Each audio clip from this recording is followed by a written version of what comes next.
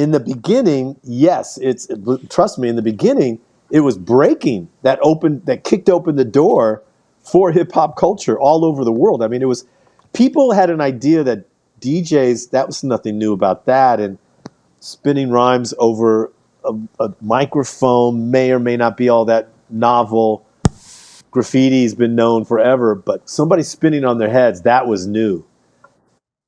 Well, I wanted to make that point, though, that as hip hop spread around the country over the years, it became really just rap. And you had artists around the country who were primarily black vocal artists who became rappers. To their audience and to the rest of the country, what they were doing, they thought was hip hop. Yeah. For us and the OGs, we were like, no, what you're doing is rap. You're doing you're doing an element of hip hop. But because of the record labels, the idea that rap is hip hop became the truth, became the larger truth. And so you have people, in the Midwest, and they're thinking about, different rap artists from the dirty South or West Coast or wherever, and they're seeing only black, artists.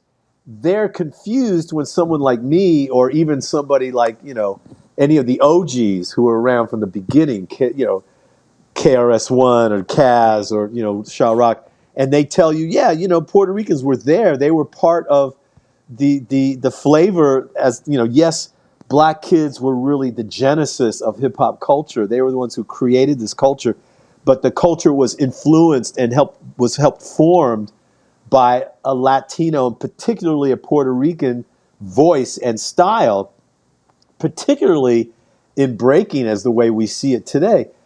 A kid today in 2020, whatever, is not going to understand that.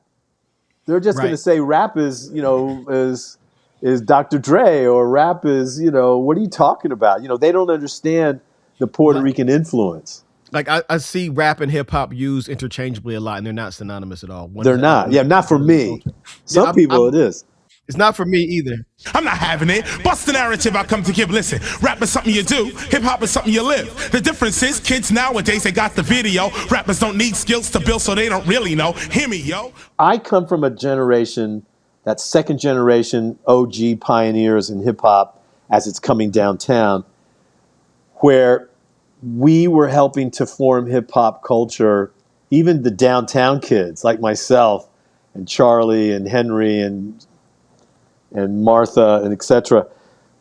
We had a real hand in establishing hip hop culture, even in some ways accidentally, as multifaceted, as writing, turntablism, rap, and dance.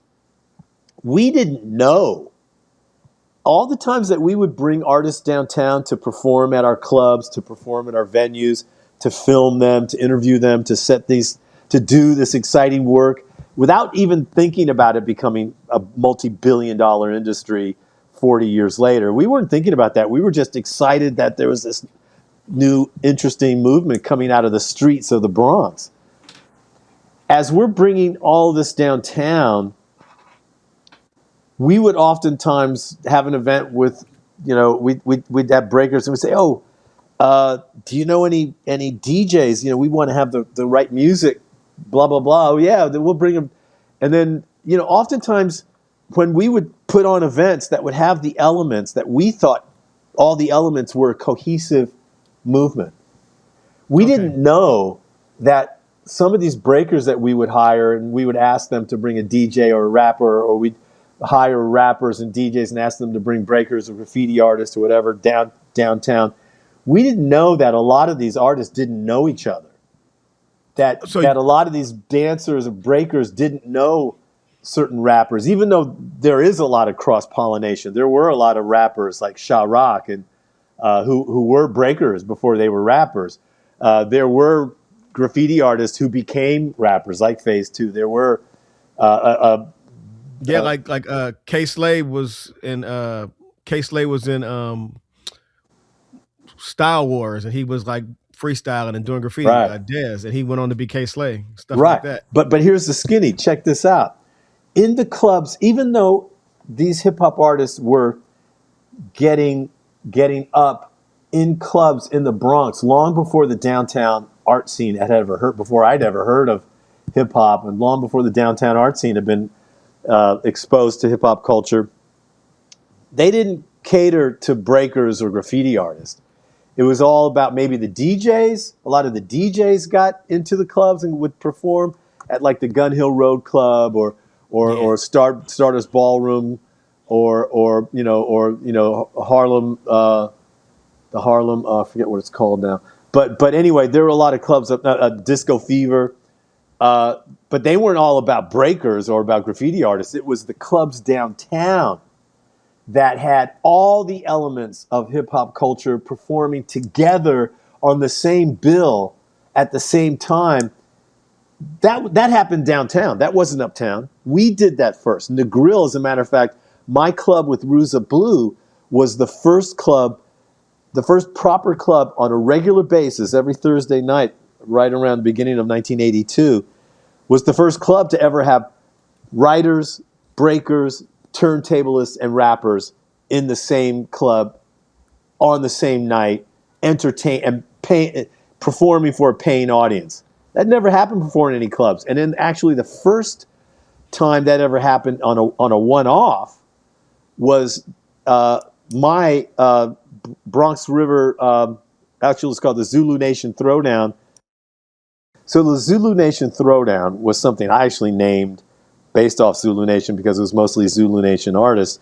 The Zulu Nation Throwdown was a review of breakers, which was Rocksteady Crew, rappers with Ike C, DJs, Bambaataa and Jazzy J, Graffiti, Brim, and then my film, Catch a Beat, that opened up for Bow Wow Wow, which was this English new romantic band.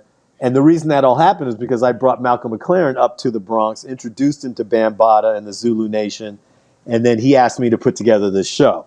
And so we put together that show of all that lineup that I just mentioned for at the Ritz, which is on East 11th Street downtown, to open up for Bow Wow Wow. That was the first time, and I've said this many times and challenged anybody to say, no, I did something else first.